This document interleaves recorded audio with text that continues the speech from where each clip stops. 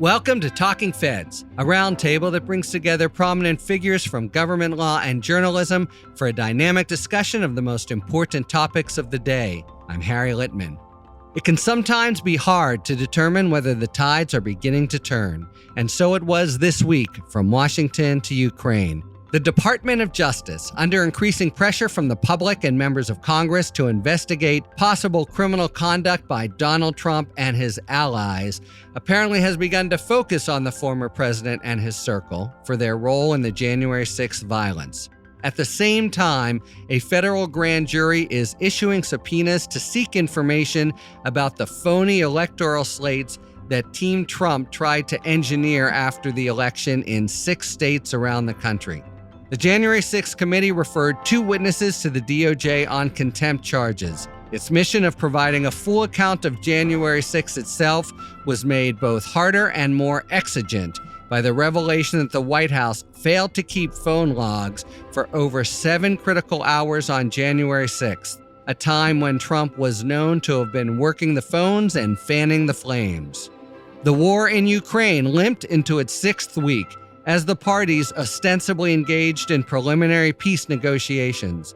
But U.S. officials and Putin scholars dismissed them as a ploy for the Russian president to try to regain a military upper hand. And the Biden administration introduced a new $5.8 trillion budget that included significant deficit reduction measures to win support of deficit hawks, while giving up on some, but not all, of Biden's previous progressive social proposals in exchange for a more moderate agenda. And to trace these tidal movements and their possible future paths, we welcome 3 fantastic guests, and they are Senator Michael Bennet. The senator has represented the state of Colorado since 2009 in the Senate. During that time, he's built a reputation as a pragmatic and independent thinker, working with Republicans and Democrats to try to tackle Washington dysfunction. He is a member of the Senate Committees on Finance, Intelligence, and Agricultural Nutrition and Forestry. Before serving in the Senate, he was superintendent of Denver Public Schools, and before that, counsel to the Deputy Attorney General, Jamie Gorelick, when he and I and our next guest all roamed the same hallway. This is his 2nd visit to Talking Feds. Thanks so much for returning, Senator Bennet. Thank you, Harry, for having me. I really appreciate it. Amy Jeffress, a litigation and national security partner at Arnold & Porter. She co-chairs the firm's white-collar defense and investigations practice, representing clients in criminal defense, national security, and compliance matters. She advises the 1-6 committee assisting in their federal court litigation. Previously, she served as the Justice Department attaché to the U.S. Embassy in London, as counselor to Attorney General Eric Holder, as assistant U.S. attorney in the District of Columbia, and many moons ago as counsel also to Deputy Attorney General Gorelick.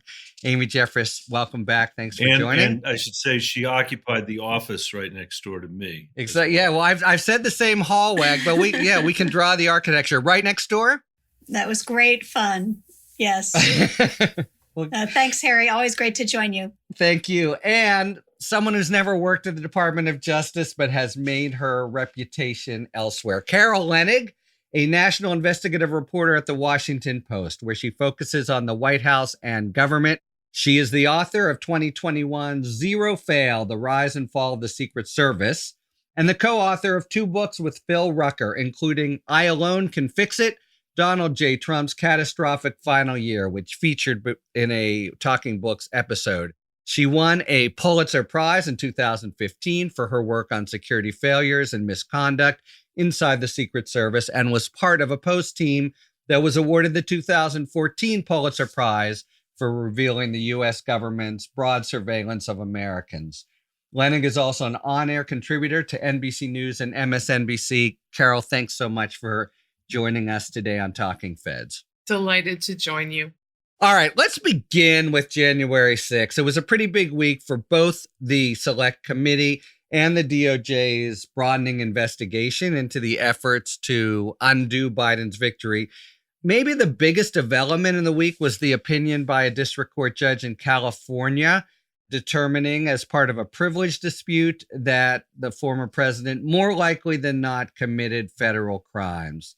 it had a sort of electric impact, but I wonder if anyone has thoughts about if it has any practical significance and moves the needle at all on the likelihood of criminal charges from the department. I'll take a swing at that. Obviously, the ruling by Judge Carter, which Amy and Michael know with much greater detail than I do, has a different standard. It's not a criminal prosecution. It's a finding based on the preponderance of the evidence that Donald Trump and his allies, close allies of his in the White House, more likely than not engaged in this illegal fraud, essentially, on the American people and an effort to block an important government proceeding. But that's different than what a lot of Americans, especially Democrats, are clamoring for, which is a criminal prosecution of the former president and his allies. That has to meet a much higher standard of proof in court. And, to quote The Wire, if you come for the king, you best not miss. There's also an extremely high standard for going after a former president. And the Department of Justice certainly is going to have their ducks in a row before they even consider such a charge. Michael, Amy, and I called him Michael then anyway, we're all on the same hallway. Also on the hallway was one Merrick Garland.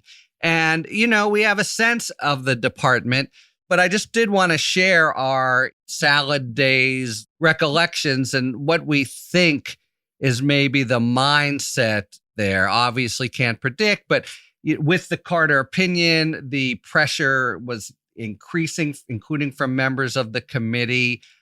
And the ducks in a row that Carol refers to here, there's more of them and different ones, it seems to me, from any kind of normal prosecution. What's your kind of supposition, raw supposition? None of us has inside information on the kind of mindset and approach within the department to this momentous question. I think Amy's in a much better position to answer that than I am. We're not going to let you off the hook, but I will chime in to talk about this in a little more depth and maybe, to use Carol's analogy, talk about the ducks. So in his decision, Judge Carter did not have to deal with all of those ducks. He only had to decide, not only was it a different standard, as you've both pointed out, he just decided that it was more likely than not that former President Trump had participated in criminal activity, but he also didn't have to consider all of the considerations that the Justice Department would have to take into account in deciding whether or not to bring a criminal case. And those are very serious. And one is that we're talking about the former president of the United States, and there are OLC opinions that caution against applying criminal statutes to the president when the president's constitutional prerogatives are at issue. And you could argue whether that's the situation here, but it's certainly something that the Department of Justice has to take into account. And I do think that they have to be very cautious. I would just add personally that I feel that there is so much pressure on the criminal justice system, and that we often demand of the criminal justice system that it accomplish things that really should not be criminal justice matters. When you talk about the January 6th riots, there, of course, were violent crimes. There were, assaults on police officers, and those are clearly criminal behavior that should be punished. But when you talk about the speech and really the big lie and the disinformation and the lie perpetrated on the American public, a lot of that is probably protected speech. And I think we have to be very careful. There is some gray area in between with respect to obstructing the official proceeding that was going on in Congress. But I do think we have to be careful not to ask the criminal justice system to solve all of our problems. And the January 6th committee, I think, understands that very well. They can refer crimes to the Department of Justice, but they are looking at doing a report and holding people accountable in a public way that is, I think, equally or maybe even in the long run more important than what the criminal justice process will achieve. And I would just say on Amy's last point, Harry, having been there on January 6th and experienced the violence of that day and the racism of that day, that it really is important for there to be a public accounting of this so that the American people will never forget what happened on that day. It was unimaginable to me. I was standing in the Hart building after we had been taken off the floor, watching what everybody else was watching, which was a television set that had the Capitol being invaded while we were in the building next door. And that was a sight that was not uncommon when we were kids, but it took place in other countries. It was unimaginable it could happen here in the United States, and it did happen in the United States. And we all know that this is when republics fail, is when you can't make a decision in an election and political violence takes over. And that's why I think it's such an important moment for us not to just skip over, and we need to make sure we understand it. I get asked all the time about what I think Merrick Garland's doing, with these cases. And my answer, based on the work that we did with him, is that he will approach this with complete integrity, and he will make a judgment based on his legal analysis of the facts that, he's got in front of him. And he'll be immune to political pressure, however that leads him. And I think in the end, from the point of view of the restoration of our judicial system and the rule of law, I think that's a good place for us to end up. So whatever credibility any of the three of us have acquired with anyone listening, I think you will hear resounding hears from us. That really is pretty certain, having worked for or with Garland. I really want to second what both Amy and the senator say, that accountability is huge. It's an imperative of the democracy that we actually have a full accounting, and an outrage that we don't to date. And in that sense, the committee's work really matters. I want to stay with this just for 1 second, though. You hear sort of two different ways of thinking about it. Without fear or favor means you are fairly impervious to the notion that it's the former president or his allies that are potentially in the dock, or otherwise you maybe harken back to, say, Nixon and the kinds of considerations that Ford and others brought to bear for just the good of the country, which factor in uniquely in this kind of consideration. If you were in Merrick Garland's maybe unenviable chair here, how to think about the whole extra set of considerations that go beyond the U.S. Attorney Manual for Principles of Prosecution. Well, as I was saying, there are constitutional issues that are different with respect to a prosecution of the president, if we're talking about the president himself now. And so I think that the department has to be very, very careful. And I know that many people and many commentators are saying that, it would be wrong not to prosecute him and he has to be held accountable. But I would rather, and I think this is probably where Merrick Garland would come out, I would rather see the Department of Justice do too little rather than too much. I think it's more healthy for our democracy for there to be some restraint. And I think that that's his inclination by way of, his approach to these things. And I also think it's probably the right thing in the long run for the country. I'm sure that there were many people who were, obviously it was very controversial at the time when Ford pardoned Nixon. Right. But when we look back at that, don't most of us think that that was actually the right move for him and the right outcome for the country? I think that is the judgment of history. Yeah. And not that, President Trump should be pardoned, but I do think it's very, very dangerous for us to clamor too hard for him to be prosecuted. Despite the horrors of January 6th, which Michael described very well, I think we have to be very cautious, and we should be. I'm not a prosecutor, so I can't answer the question the way that you framed it, Harry. But what I hear from a lot of advocates for rule of law is that the former president faced no consequences for a host of things that rose to the level that would have put me in jail or would have put any of us on this screen in jail, at least indicted, if not convicted. And so there's a lot of anxiety about, and I'll phrase it the way one particular activist mentioned it to me. We all saw a fraudulent conspiracy in front of our face. We saw a criminal conspiracy. The indicia of it are not hard to see because I've done additional reporting about what Donald Trump was doing at the time and in the days coming up to January 6th. That conspiracy kind of grows in high relief, the evidence of it. So I take your point, Amy, and I completely understand about your Nixon-Ford comparison. But there is a question that looms, which is, are our institutions, our federal institutions, our law enforcement, our sacred law enforcement entities, are they capable of protecting our democracy? Because this is and was an attack on it, and it continues to be, as fomented by the former president.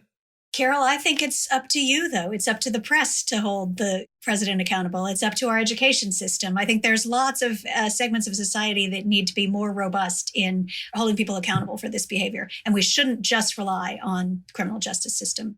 I guess I would also add, I'm certainly glad I'm not making this particular decision. Yeah. But I do think that the corruption that Donald Trump represented, which knew no bounds. I mean, you can't open the paper without finding one more thing, like where are the 7 hours of phone records? And of course, I mean, is anybody surprised? Nobody's surprised. I know what's going to be weighing on their minds partly is going to be to make sure that whatever decision they make, our judicial institutions are strengthened and not weakened as a result, and that Donald Trump is not able to make a claim that somehow what the Justice Department is doing is itself corrupt, because then you're in the place where so many countries around the world are in, which is the best way to not get arrested is to become president of whatever country you're in. Yeah. No, and the easiest way to get arrested is to stop being president of whatever country you're in. That's real stuff that we got to make sure we don't import here to the United States. And that's I'm passing no judgment on whether he should be indicted or not indicted. I just want our institutions at the end of this nightmare of his endemic corruption to be stronger, not weaker. Harkening back to your point about watching banana republics as a kid, that is what you think of former presidents being, hanged high.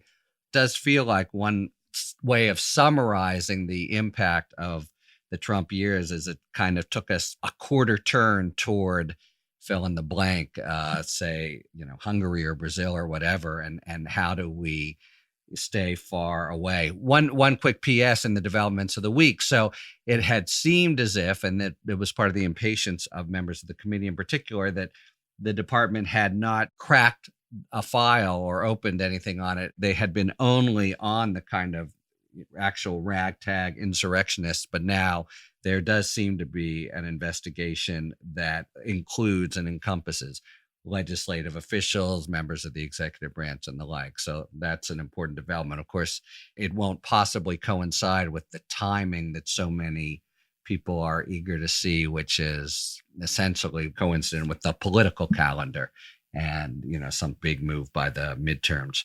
So let's switch over to the House and the Select Committee. Very active week. They started with voting out contempt charges for Dan Scovino and Peter Navarro. Actually, Amy, let me start with you. When they went that way with Bannon, it seemed like they were giving up on getting information from him. Is that the case, that they're referring Scovino for contempt, meaning they're kind of giving up on actually having his information as part of the report? And I just note that he is really in a singular position. He, as best we can tell, he is the guy, I'm thinking of the gap that the senator just mentioned, who's at his side all during January 6th. Do we think now that the committee won't really be able to harvest any of his knowledge? Well, let me just say we're assisting the committee with respect to the challenges that are being brought against their subpoenas. But on these issues, I don't have any inside information. I would just say that with respect to Steve Bannon, the contempt referral was a much easier decision for the Department of Justice than some of the others, because Steve Bannon did almost nothing to comply and didn't even really make any effort. It's almost as if he wanted to be prosecuted because he, as I understand it, he didn't appear, he didn't turn over documents, he didn't attempt to cooperate with the committee in any way. And so when you're faced with that, really just, complete stonewalling, I think that contempt was the only option. Whereas Mark Meadows engaged a lawyer who engaged in a very lengthy back and forth with the committee. He turned over quite a few documents. We saw them in the publicity about the texts with Ginny Thomas, right? Yeah. So not only did he turn over documents, but he turned over substantive, very informative and interesting and new information. So he did cooperate in a significant way. He did not appear, but there was a back and forth about a potential appearance. And so I think it's a harder decision. And maybe the department will decide that it's the last resort to try to get him to appear. But I think that there's a lot more in his favor partly because of his cooperation and some good lawyering on behalf of his lawyer. But it's a much harder contempt case. And then I don't know the facts as well about Scovino and Navarro, and those, of course, have just been referred, as you noted. But I think that they are probably somewhere in between those polls. Carol, I just want to ask, are you hearing anything about the 3-month plus delay in the Meadows decision?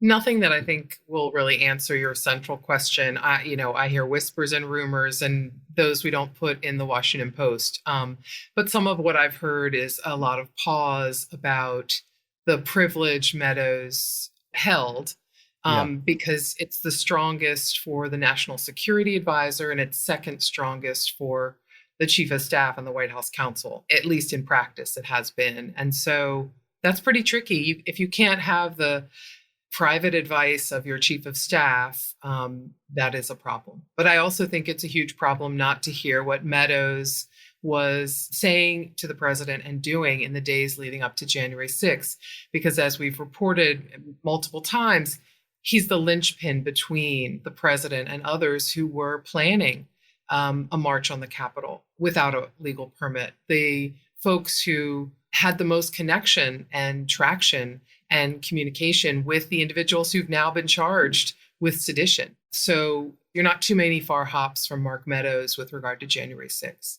Yeah. I mean, I think he and Scovino, their information is very hard to replicate. So that's a real sacrifice from the committee, but I don't think they were left with much choice. We'd been hearing that the public hearings by the committee were going to start around now, and we had in mind a possibly dramatic procession of witnesses. Time-wise, do we have a sense of when this will happen and what they'll look like?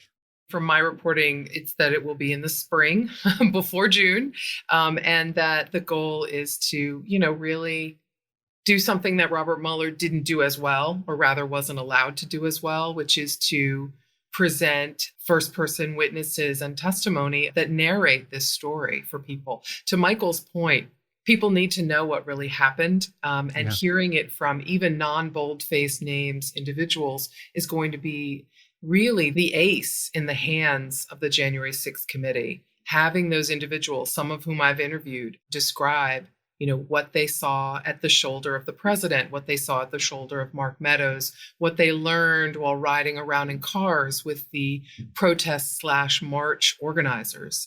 That narration is important, as will be the recommendations for preventing this from happening again. Yeah, I mean, nothing like first-person testimony, right? We didn't even get it in the impeachments. He harkened back to Watergate. I know a number of the staff and obviously some of the members too who are on this committee, and they're very talented and very committed to getting this story out. And the Mueller team was supremely talented as well, but that was a purely criminal investigation, we should remember. And This is not. This is a congressional investigation. And as we were discussing before, the goal is not just criminal prosecutions, but more so, much more so, accountability. And they know that that's what they have to achieve. And I have high expectations for what they're going to do. And I think they're aware of the timeline and the importance of the work that they're doing. And I think we're going to start seeing it in a few weeks. They really are pros, it seems to me. I can't remember a more thorough, energetic, disciplined congressional investigation. All right. So I think there's an end for now, and it would be ambitious, but as you say, I think they are as aware of the timeline as we are. Let's go cross the globe to what I've been insisting on calling the war of Russian aggression. But the war in Ukraine has entered its 6th week. And for the first time, there seems maybe some baby steps toward peace. Ukraine offers a detailed proposal that, seems to give up on being in NATO.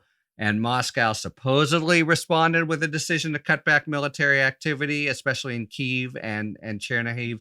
I thought it was striking that the U.S. right away through Tony Blinken basically didn't buy it. And the Secretary General basically said, Russia's just posing here. So is it in fact bogus? Russia's saying we're going to ease up, and is the end of the war no less remote than it was a week ago?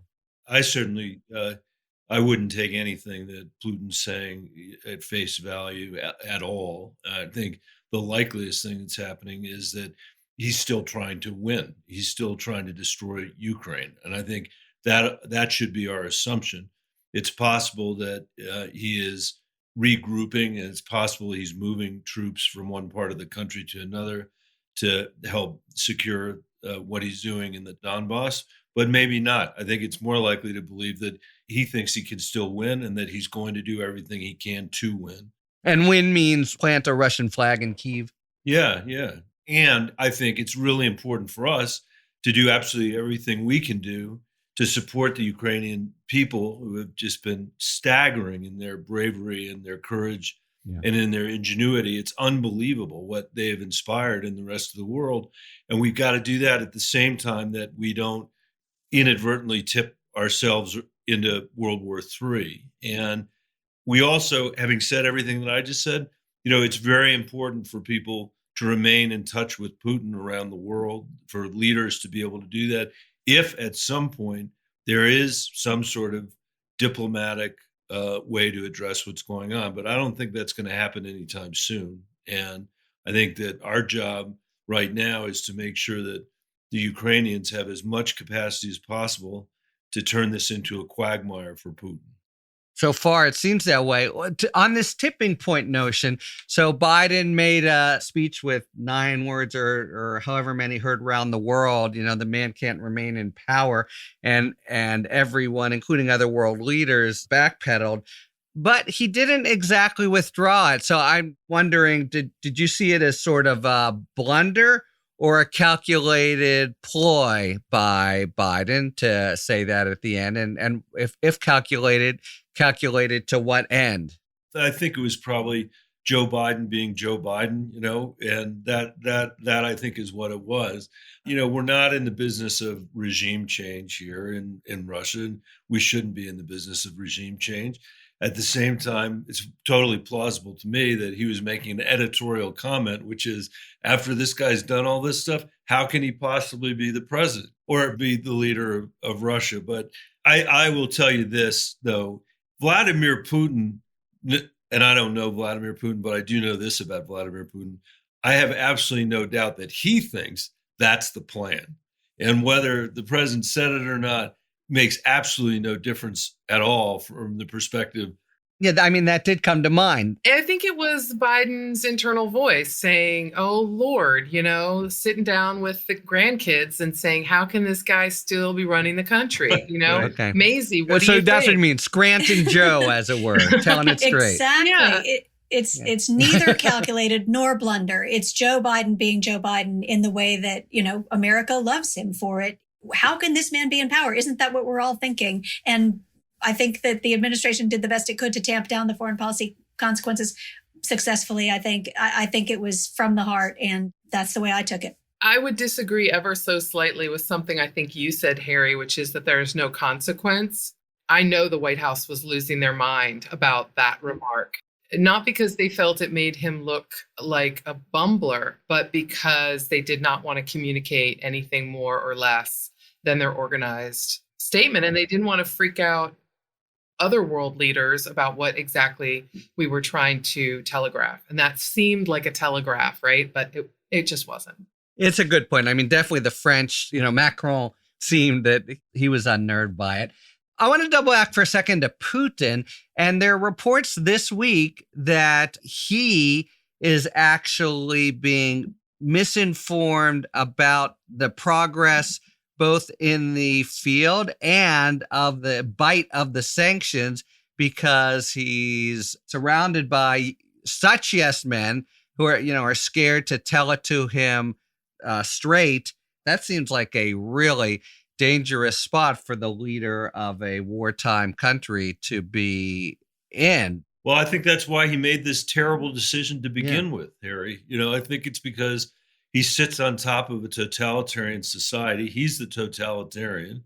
And he made 3 massive mistakes here. One was he completely misjudged the effectiveness of his own army and the effectiveness of 20 years of a buildup that he imagined, because I'm sure people told him this is going to be first-in-class stuff when it's not first-in-class stuff. You got him completely miscalculating the Ukrainian resistance. I'm on the intelligence committee. There's stuff that I won't talk about, Yeah. but I will say this. Our intelligence community knew that there was going to be massive resistance from the Ukrainian people, and they expected that it would last for years and years and years. And Putin completely missed that. And the third thing was, I think he believed that there wasn't going to be this coalition that was going to come together the way it has, with as robust a set of military and humanitarian interventions and sanctions. I think he was probably thinking that the reaction was going to look like it did the last time, and he wasn't right. So the fact that he's in the position that he's in right now, I think, is a very dangerous position for the world, because he could make a lot of miscalculations just because of how screwed up their form of government is and the kind of leader he is. And this is obviously of great concern to the administration as well, as they calibrate every single day, how do we do everything we can to support the Ukrainians without tipping us, as I said, into World War III. And let's talk about what they are doing. And by the way, on your last point, Senator, the keeping the coalition together, got to give very high marks to Biden there.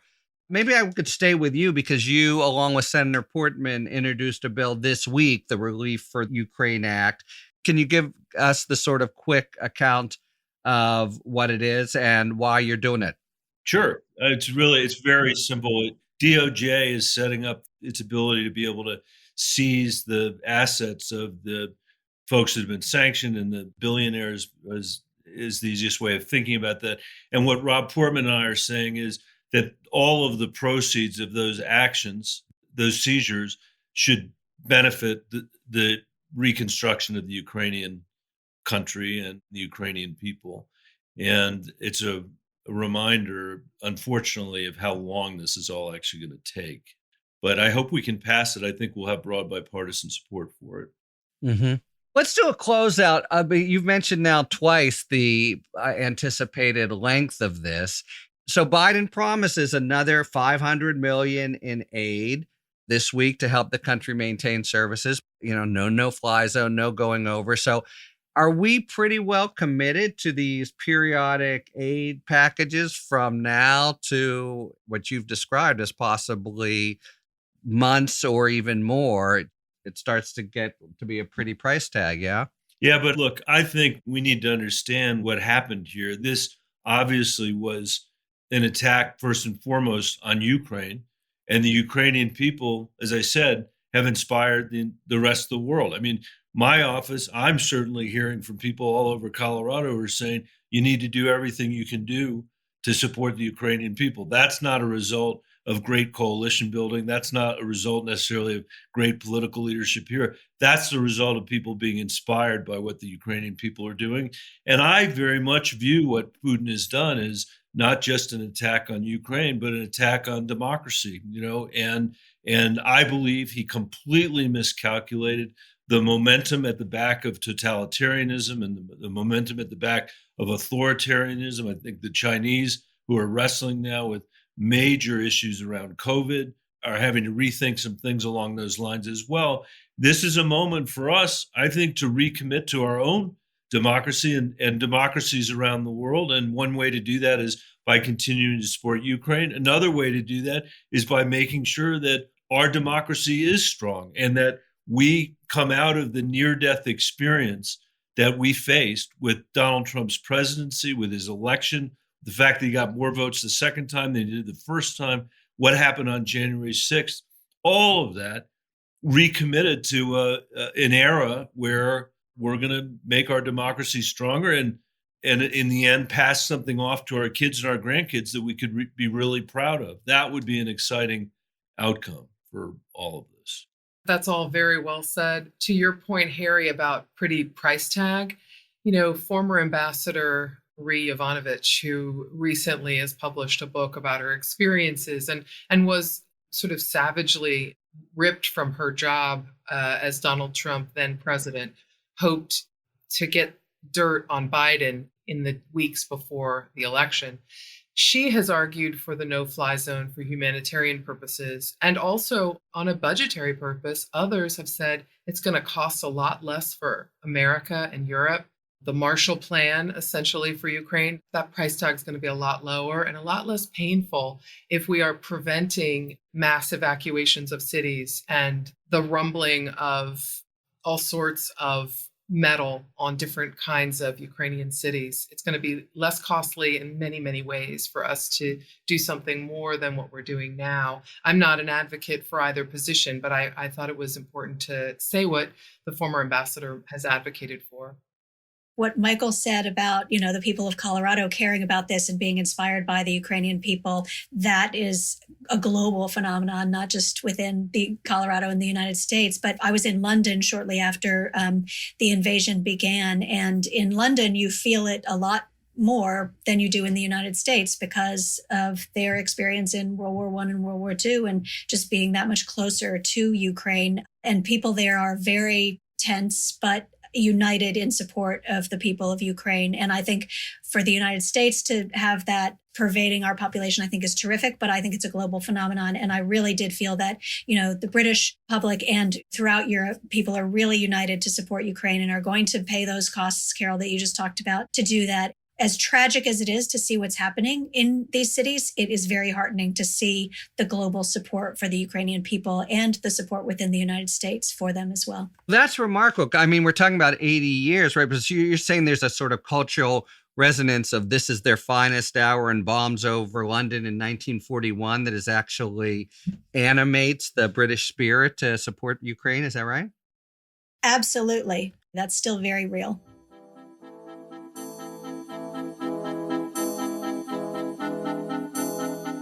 It's now time to take a moment for our sidebar feature, which explains some of the issues and relationships that are prominent in the news. So this week, we heard that a grand jury has convened to look into allegations involving phony slates of Trump electors in 6 states. So in today's sidebar, we're discussing what is a grand jury. And to explain, we are thrilled to welcome a great friend of the podcast, not to mention a great actress and great comedian, Jane Lynch, who is right now starring as Fanny Brice in the revival of Funny Girl, the 1964 Barbra Streisand-led musical. It will have its official premiere April 24th, and it's right now in previews. A not-to-be-missed production, Funny Girl, coming to Broadway with Jane Lynch. And so I give you Jane Lynch on what is a grand jury. What is a grand jury, and how is it grander than a regular jury? A grand jury is a group of citizens, traditionally 23, that investigates crimes and brings indictments, which are bills of charges that begin prosecutions. Grand juries are impaneled and led by prosecutors, who use the authority of the grand jury to subpoena documents and witnesses to investigate whether crimes have occurred. At the end of the investigation, a prosecutor will usually present a grand jury with an indictment. If the majority of the jurors vote to return a true bill, that means that the jury believes there is probable cause to believe that the individual committed the crime and should stand trial.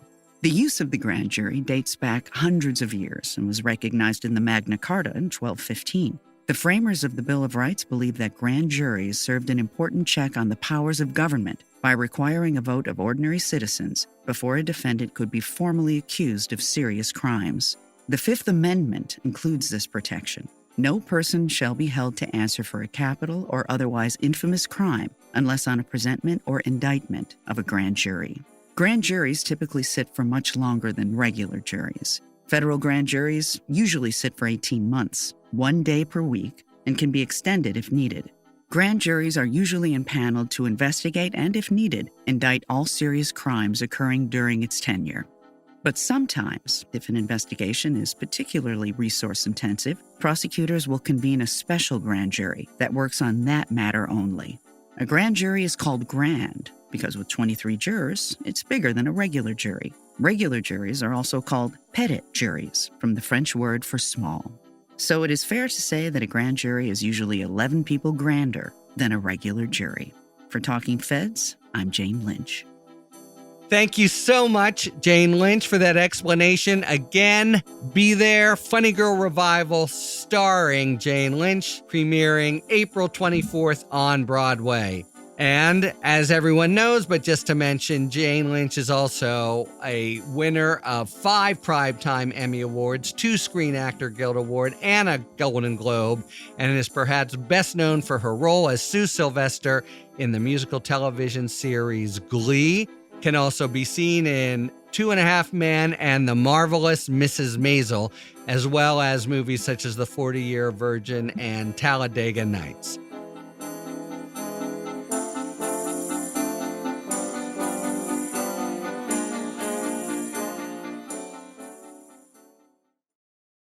All right, it is now time for a spirited debate brought to you by our sponsor, Total Wine and More. Each episode, you'll be hearing an expert talk about the pros and cons of a particular issue in the world of wine, spirit, and beverages. Thank you, Harry. In today's spirited debate, Bordeaux and Napa face off, pitting the Bordeaux Reds against the California Cabs. From a numbers standpoint, the Bordeaux region is the clear winner, with more wineries and higher production of bottles, producing nearly 6.5 times more wine than Napa. But more doesn't necessarily mean better. Bordeaux wines are a blend of 5 different grapes. The Bordeaux region is actually divided by an estuary and 2 rivers forming the left bank and the right bank. Left bank wines are predominantly Cabernet Sauvignon based, featuring more tannins and bigger overall structure. Right bank wines are predominantly Merlot based, richer in fruit, with a softer mouthfeel and less tannin and acidity. Now, much like the left bank, Napa wines are predominantly Cabernet Sauvignon, and well known for their rich, bold style. Many of these wines are also blends, but you can also find 100% varietal wines from Napa. So whether you're Team Bordeaux or Team Napa, your local Total Wine & More has a huge selection, so you can enjoy the best of both worlds, at a price that won't break the left or right bank. So find what you love and love what you find. Only at Total Wine & More. Cheers! And remember, always think interesting, drink interesting. Thanks to our friends at Total Wine and More for today's A Spirited Debate. Okay, let's head back to U.S. shores and spend just a few minutes discussing the White House's $5.8 trillion budget and how it attempts anyway to repackage aspects of the Build Back Better bill.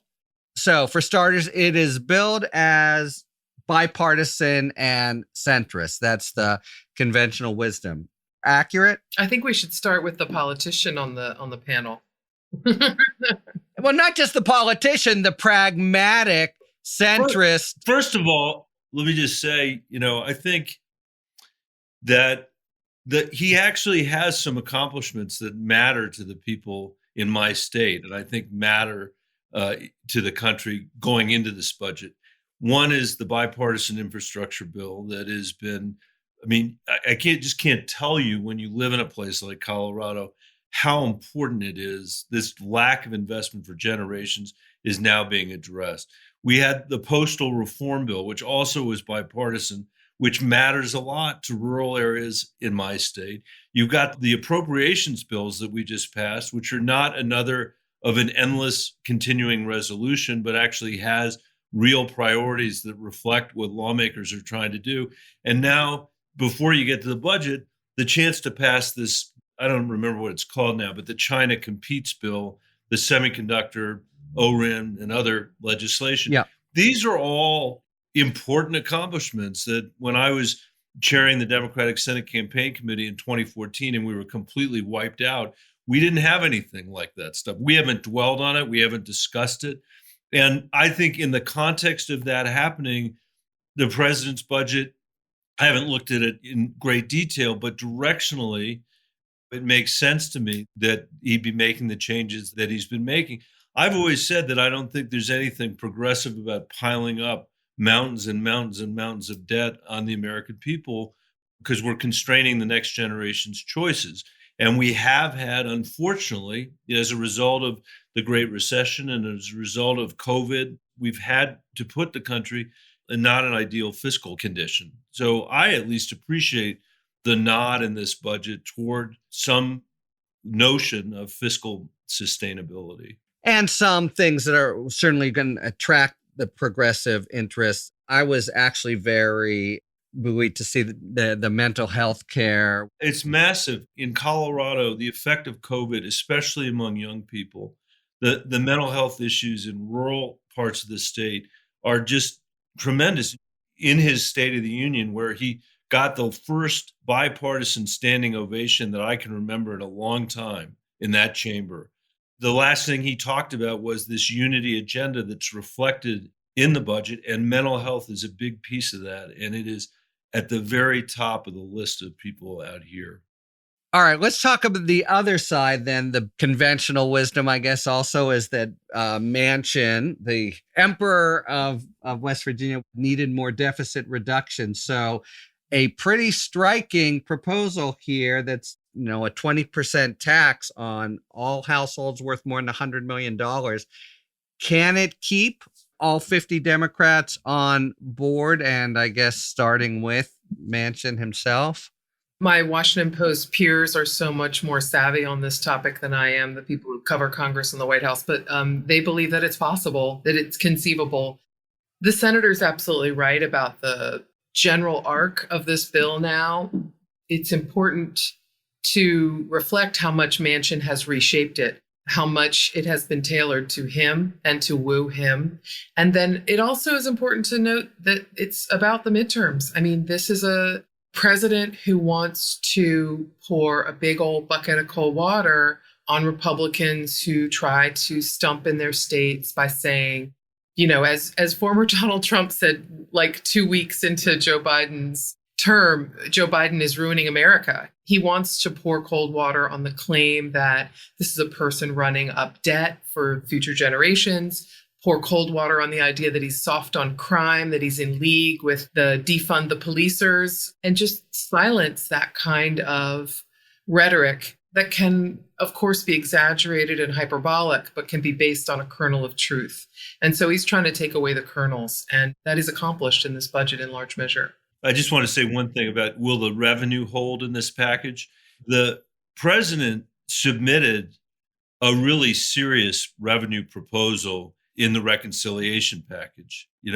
For anybody concerned about the gnawing income inequality we have in this country, the lack of economic mobility, it's something people should have paid attention to. It's not that I agreed with every single thing there, but just to make an observation about my own caucus, we have yet to come to an agreement to reverse the Trump tax cuts on the wealthiest Americans, which is, in my opinion, a complete abdication of our responsibility to the American people, much less figured out how we're going to do a better job of making sure that we're dealing with this massive issue of the buildup of generational wealth among the wealthiest people in the country, who have benefited mightily, among other things, from the Federal Reserve's intervention a couple of times over the last 10 years that's dramatically inflated asset values all over. So my point is, I hope we can do this, not just because it's good politics, but because after $8 or $10 trillion of tax cuts for the wealthiest people in the country at a time of massive income inequality, it's nice to see a president who's actually trying to change those outcomes. And just quickly, so what is the hang up in your own caucus about undoing the Trump tax cuts? I think it's just easier to cut taxes than it is to raise taxes. And I understand that, but the American people have just complete contempt for our tax code because they know it benefits the wealthiest people in the country and special interests to their detriment. And yet, Senator, I would toss that back at you and I'd say, so Donald Trump convinced an enormous percentage of the American voting public that he was their savior and defender, even though such a large percentage of them were exactly on the wrong side of this economic chasm. Yeah. And so what are Democrats doing? Here, Biden is on the defense for being accused of running up debt and not caring enough about crime and military. What are Democrats doing to communicate what Donald Trump did to the lesser of us? I think that we've been completely unclear about that and not coherent about that. Look, let me just give you a very clear, hopefully, I hope a coherent example. But if you were trying to win a Senate race in Wisconsin, maybe what you would want to do is reverse the Trump tax cuts, 52% of which went to the top 5% of Americans, something that Senator Johnson voted for. And at the same time you're reversing that, you might want to extend the enhanced child tax credit that I wrote with Sherrod Brown that goes to 90% of the kids in Wisconsin, and then be able to say, do we want a senator who's voting to cut taxes for the richest people in the country and then votes against a tax cut that goes to 90% of American children, votes against, on top of that, the infrastructure bill? Or do you want somebody who's voted the other way or would vote the other way? That's not Biden's fault. That's the Democratic caucuses in the Senate and the House that haven't created that level of clarity. And we need to. We really need to. I'll tell you this, if you look at the distribution tables, what the Trump people cynically did was give middle-class people a little shred, a little tip, where they could say, look, there's your tax cut, when he went out to Youngstown and said, that's your tax cut, ignoring the fact that the massive amount of that money actually went to the richest people in the country, which is what basically we've been doing since 2001. I mean, that's $10 trillion worth of tax cuts for really wealthy people.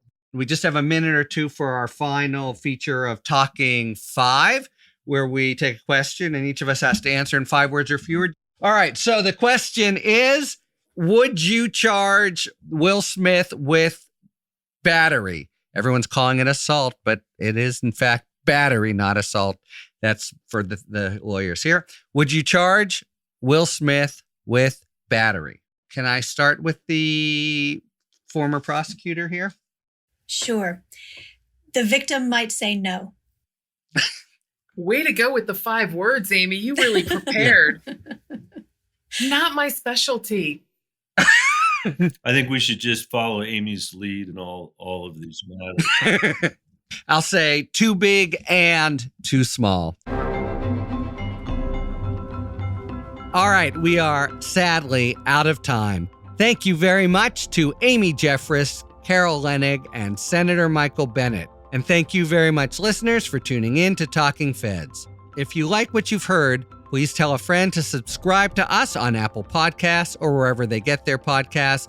And please take a moment to rate and review this podcast. You can also now subscribe to us on YouTube, where we'll be posting full episodes, interviews with authors on our Talking Book series, and bonus video content.